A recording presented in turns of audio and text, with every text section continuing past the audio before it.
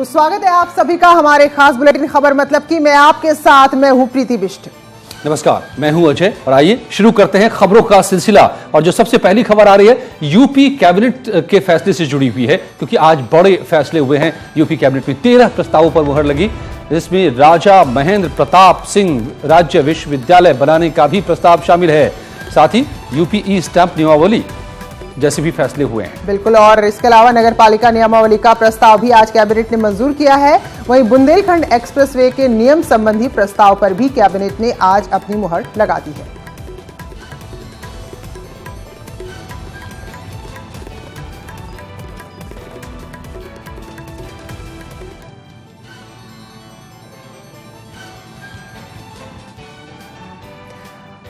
अलीगढ़ में राजा महेंद्र प्रताप विश्वविद्यालय बनाया जाएगा। इस कॉलेज के दायरे में अलीगढ़, एटा, कासगंज और हाथरस आएंगे। तो ये एक बड़ा फैसला लिया गया है। दरअसल मुख्यमंत्री योगी आदित्यनाथ ने अलीगढ़ में एक रैली के दौरान ये वादा किया था कि जल्द ही राजा महेंद्र प्रताप के नाम पर विश्वविद्यालय बनाया जाएगा और इसे मूर्त रूप देने की अब तैयारी की जा रही है।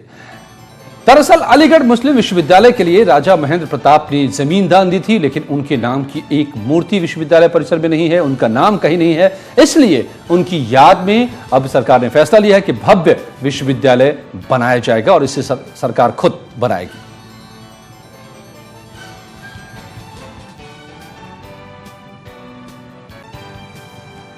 कि 14/9/2019 में जब अलीगढ़ गए थे आदरणीय मुख्यमंत्री जी, तो उन्होंने घोषणा करी थी और घोषणा ये थी कि राजा महेंद्र प्रताप सिंह राज्य विश्वविद्यालय अलीगढ़ बनाया जाएगा। अब उसको बनाने के लिए जो उत्तर प्रदेश के अंदर राज्य विश्वविद्यालय अधिनियम जो है उसमें संशोधन करना था कि आप बना सकते हैं। तो पहला संशोधन तो ये आया कि आप बना सकते हैं, तो वो संशोधन के लिए आज आया। एएमयू प्रशासन से मेरी ये अपील है कि अच्छी पहल अब तक ना हो सकी, लेकिन अब एक परिवर्तित भारत की शुरुआत हो चुकी है।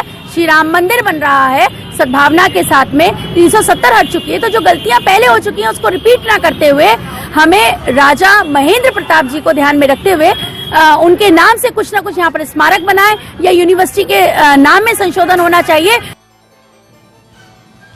और बड़ी खबर आ रही है इस वक्त झांसी से, जहां पर हत्या के मामले में 10 लोगों को आजीवन कारावास की सजा दी गई है।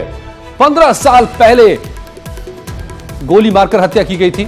अब इस मामले में 10 लोगों को आजीवन कारावास, लाइफ इंप्रिजनमेंट, एक ही परिवार के 10 लोगों को यह सजा दी गई है। सभी सजा याफ्ता एक ही परिवार के हैं। तो ककरई के हीरानगर इलाके में ये पूरी वारदात हुई थी, जिसके बाद पूरा इलाका दहल गया था। तो यहाँ पर जो सजा सुनाई गई है कि परिवार के सभी लोग हैं जिन्हें आजीवन कारावास की सजा आज सुनाई गई है 15 साल पहले हत्या के एक मामले में। तो बड़ा फैसला, एक ही परिवार के 10 लोगों को आजीवन कारावास।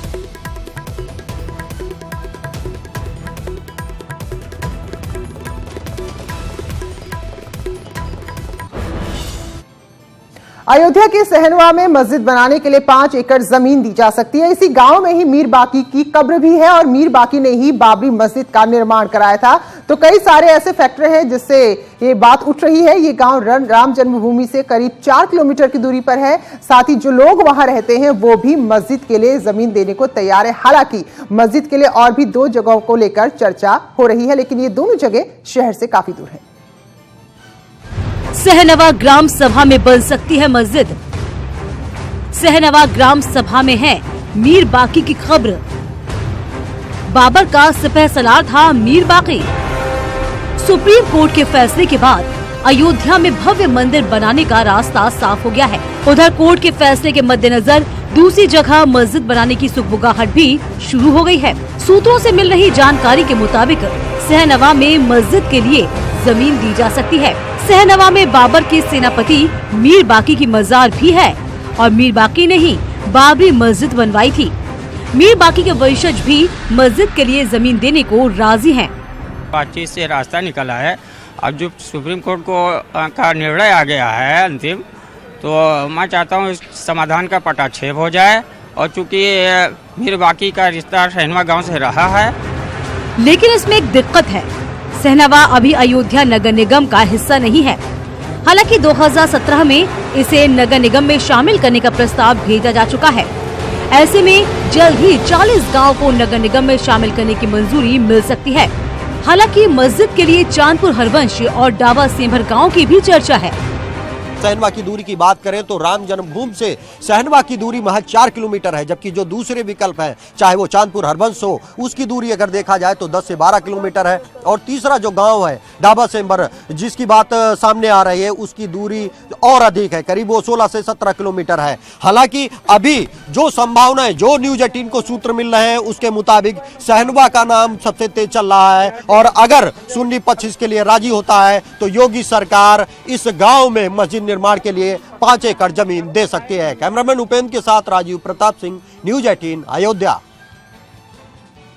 और कई लोग ये भी सवाल उठा रहे हैं कि जिस व्यक्ति के ऊपर में आरोप है कि एक ढांचे मंदिर को गिरा करके मस्जिद बनाया यानी मीर बाकी, उसके कब्र की पूजा यानी मजार होनी चाहिए क्या इस देश में। बहरहाल जो खबर इस वक्त आ रही है, हापुड़ में गंगा कार्तिक मेले में रौनक बढ़ती दिखाई दे रही है।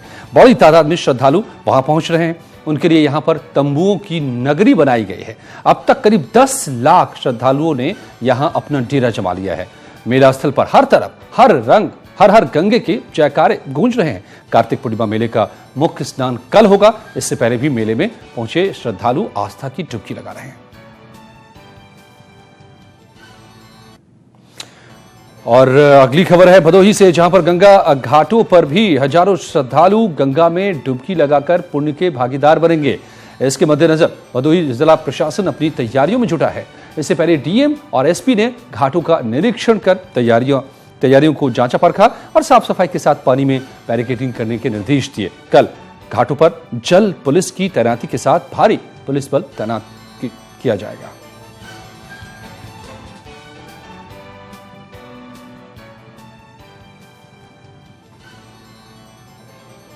तो भदोही में ये गंगा स्नान की जो तैयारी है, तो ऐसे में जब हजारों की संख्या में श्रद्धालु यहाँ डुबकी लगाने आएंगे तो किसी भी तरह का कोई घटना ना हो, किसी भी तरह की कोई अव्यवस्था ना हो, इसको सुनिश्चित किया जा रहा है। और जिले के आला अधिकारी पहुंचे हैं और तमाम व्यवस्था का जायजा ले रहे हैं। तो जो डुबकी लगाएंगे श्रद्धालु उनके लिए बाकायदा नदी के अंदर बैरिकेडिंग की यहाँ पर तैयारी की जा रही है। हर जो भी यहाँ पहुंचे सुरक्षित तरीके से स्नान करें, पूजा अर्चना करें, लेकिन किसी भी तरह की अव्यवस्था यहाँ पर ना हो।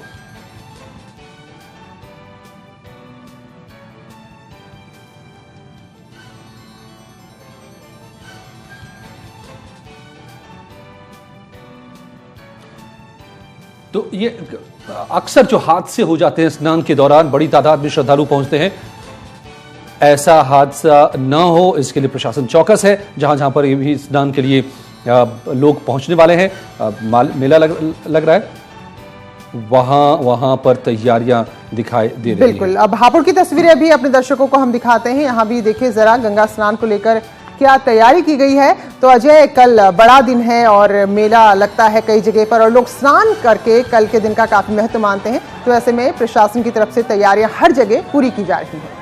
और ये परंपरा बहुत ही पुरानी है प्रीति। ये जो तस्वीरें हर साल निकल करके आती है कार्तिक के महीने में, तो क्या आपको लगता है कि जब ठंड की शुरुआत हो रही होती है उस समय जाकर के हर किसी के लिए डुबकी लगाने की परंपरा क्यों डाली गई? क्या ठंड के लिए वो बिल्कुल ठंड को दूर भगाने का ये नुस्खा है? बिल्कुल। तो लेकिन आस्था भारी पड़ जाती है ठंड पे और इसीलिए लोग यहाँ पर डुबकी लगाने के लिए भारी संख्या में पहुंचते हैं। और अयोध्या पहुंचे पीएसपी के राष्ट्रीय अध्यक्ष शिवपाल यादव ने अपनी राजनीतिक पीड़ा बयां की। उन्होंने कहा कि जिसका काम अच्छा लगा उसकी तारीफ की। उन्होंने साफ किया कि अगर मुझे बीजेपी में जाना होता तो चला गया होता। तो शिवपाल यादव ने कहा कि मैंने ऐसा नहीं किया, कई मौके आए जिन्हें मैंने छोड़ दिया। शिवपाल यादव ने दोहराया कि जहां हमें सम्मान मिलेगा उसी पार्टी में जाएंगे और उन्होंने कहा कि समाजवादी पार्टी हमारी प्राथमिकता में है। तो अजय, कुछ रिश्ते नहीं बनने वाले हैं। बिल्कुल जी, बड़ा संकेत है। और पिछले दिनों इस तरह की कोशिशें शुरू हुई थी, हालांकि फिर से ऐसी घटनाएं घटी जिससे लगा कि फिर दोनों पार्टियां दूर हो गई, लेकिन अब संकेत साफ तौर पर खुले तौर पर दे रहे हैं शिवपाल यादव जी। मैंने जो अच्छे काम करेगा उसकी तारीफ करेंगे और जहाँ पर मैंने भ्रष्टाचार के खिलाफ बोले, जहाँ जहाँ कमियाँ थी वहाँ बोले, वहाँ बोले। तो बीजेपी का तो मैंने तो कई मौके खो दिए हैं, मैंने कई मौके खोए हैं अगर बीजेपी में मुझे जाना होता ना। लेकिन अब मुझे जहाँ सम्मान मिलेगा, प्राथमिकता है हमारी समाजवादी पार्टी। यूपीपीसीएल पीएफ घोटाले की जांच करी ईओडब्ल्यू पावर कॉर्पोरेशन के पूर्व चेयरमैन संजय अग्रवाल से भी पूछताछ करेगी। पीएफ की रकम को डीएचएफएल में निवेश के मामले में पूर्व चेयरमैन संजय अग्रवाल की भूमिका भी पाई गई है। ईओडब्ल्यू जल्द ही पूछताछ के लिए उन्हें लखनऊ बुला सकती है। साथ ही जांच में यह भी खुलासा हुआ है कि 12 फर्जी ब्रोकर कंपनियों के सहारे डीएचएफएल में निवेश किया गया। ये फर्म किसकी थी, कहां की थी और इन फर्मों की क्या भूमिका थी, इस पूरे मामले की पड़ताल की जा रही है।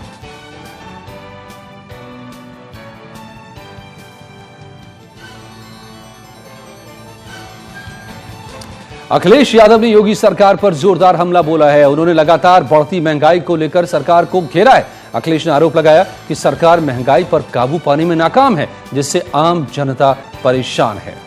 तो अखिलेश ने अपने ट्वीट में लिखा है, बीजेपी सरकार में प्याज की कीमत बढ़ रही है और बैंकों में जमा रकम पर ब्याज की दर घट रही है। मतलब न आज की व्यवस्था है न कल की सुरक्षा। साप्ताहिक विदेश भ्रमण पर जाने वाले अगर वापस आते समय अपने जहाज में विदेश से प्याज ही लेकर आया करें तो विदेश यात्राओं से देश और जनता का कुछ तो भला हो। ये दिलचस्प ट्वीट अखिलेश यादव का। हालांकि अगर ऐसा कोई करता है तो वो गैर कानूनी होगा। उधर आगरा में हरिपर्वत चौराहे से एक ऐसे सिरफिरे पति को पुलिस ने गिरफ्तार किया है जो अपनी पत्नी की हत्या कर उसका कटा सिर कनस्तर में लेकर आगरा की सड़कों पर घूम रहा था।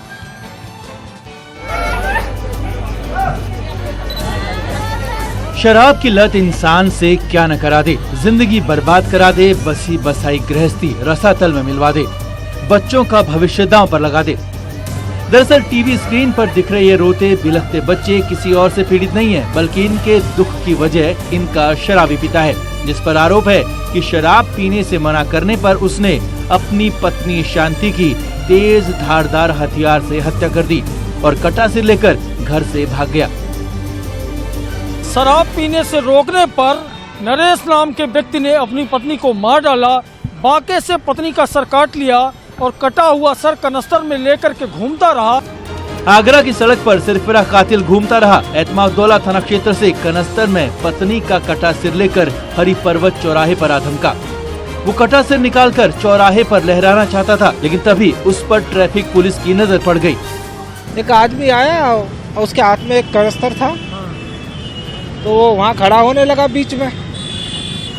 हमने थाने में जाके बताया कि एक आदमी आ रहा है, ट्रैफिक वायलेशन कर रहा है, मतलब जैसे वो कुछ निकालने वाला था। हमने जब तक देख नहीं पाया क्या है क्या नहीं, हमने थाने में बता दिया। थाने से सब इंस्पेक्टर आए और कांस्टेबल्स भी आए। उनके साथ जब उन्होंने देखा तो उसमें सर था एक किसी महिला का। आज थाना एतमाउद्दौला में मॉर्निंग में एक सूचना प्राप्त हुई कि एक व्यक्ति ने अपनी पत्नी की गला काटकर हत्या कर दी है। जिस सूचना पर तत्काल थाना एतमाउद्दौला की पुलिस मौके पर पहुंचकर डेड बॉडी को अपने कब्जे में लिया और जो है उसकी पोस्टमार्टम पंचायतनामा की कार्रवाई जो है प्रारंभ कर दी। परिजनों के द्वारा दिए गए तहरीर के आधार पर मुकदमा दर्ज कराया जा रहा है और अभियुक्त को गिरफ्तार कर लिया गया है। उससे पूछताछ जारी है। गांव में अन्य लोगों से भी पूछताछ जारी है। जो भी तथ्य प्रकाश में आएंगे उन सभी के आधार पर कठोर कार्रवाई की जा रही है। आगरा के सबसे व्यस्त और वीवीआईपी चौराहे पर दिन दहाड़े हुई इस घटना से दिन भर हड़कंप मचा रहा। इस घटना से एतमाउद्दौला पुलिस पर भी सवाल उठ रहे हैं कि आखिर एक अपराधी कैसे कटा हुआ सिर लेकर हरिपर्वत थाने तक पहुंच गया और पुलिस को इसकी खबर तक नहीं लगी। तो सवाल पुलिस पर यह खड़ा होता है कि एतमाउद्दौला क्षेत्र में अपनी पत्नी की हत्या के बाद कटा हुआ सिर कनस्तर में लेकर के हत्या आरोपी नरेश घूमता रहा और आकर के हरिपर्वत चौराहे तक की दूरी उसने तय की और चौराहे पर सर लहराने की कोशिश की। इस दौरान पुलिस ने आखिर उसे क्यों नहीं पकड़ा। कैमरामैन बंटी के साथ हिमांशु त्रिपाठी, न्यूज 18 आगरा।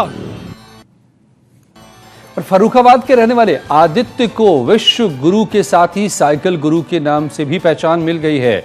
एक समय था जब वो ट्यूशन पढ़ाकर अपना वो खर्च चलाते थे। लोगों को जगाने, बच्चों को स्कूल भेजने की ललक आदित्य में इस तरह जगी कि उन्होंने 1992 में लखनऊ से साइकिल का सफर शुरू कर दिया। जी हाँ, और 27 साल में उन्होंने 19 राज्यों का भ्रमण करते हुए करीब 120 करोड़ लोगों को संबोधित किया। 120 करोड़ लोगों को संबोधित कर चुके हैं वो। आदित्य ने बच्चों को देश की आबादी के बराबर और आदित्य ने इस दौरान अजय वाकई में लोगों को जागरूक किया है और स्कूल भेजने के लिए प्रेरित किया अभिभावकों को कि भाई आपके बच्चों के लिए पढ़ना लिखना कितना जरूरी है जी। और इसके लिए देखिए 10,000 से ज्यादा रातें वो फुटपाथ पर गुजार चुके हैं। उन्हें बीबीसी ने दुनिया का श्रेष्ठ शिक्षक से नवाजा है। वहीं भारत सरकार ने संसद भवन में इन्हें सम्मानित भी किया है। तो दोस्तों के सहयोग से आज भी इनकी यात्रा जारी है और इनका कहना है कि शिक्षा अमूल्य धन है और इसे जितना बांटोगे ये उतना बढ़ेगी। स्वागत है आपका एक बार फिर से खबर मतलब की में।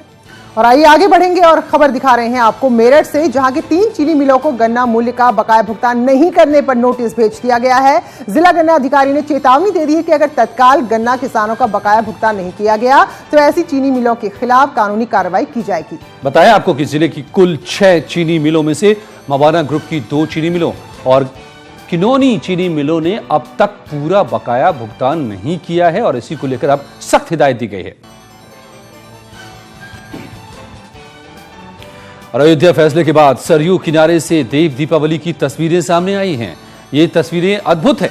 इन तस्वीरों को देखिए। अयोध्या की बदली हुई तस्वीर में राम नगरी की नई तस्वीर की झलक दिख रही है। बिल्कुल, तो जो बड़ा फैसला आया है इसके बाद अब जब सबको पता है कि कुछ ही समय में यहाँ भगवान श्री राम का भव्य मंदिर नजर आएगा तो वो खुशी यहाँ पर नजर आई है। और देखिए देव दीपावली, जो देवताओं की दीपावली है, उसमें सरयू किस तरह से जगमगा रही है।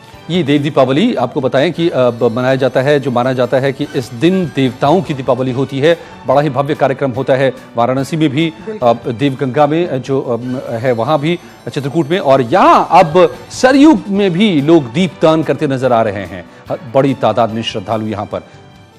तो बिल्कुल, और इससे पहले दीपोत्सव में भी हमने देखा सरयू को इस तरह जगमगाते हुए, और आज तस्वीरें देव दीपावली की। बिल्कुल, और ये आरती की भी तस्वीरें सरयू की और दीपदान झिलमिलाते दीप सरयू नदी में। तो इन तमाम खबरों के साथ अजय आज बस वक्त हो गया है आप सभी से विदा लेने का। तो बने रहिए न्यूज़ 18 के साथ।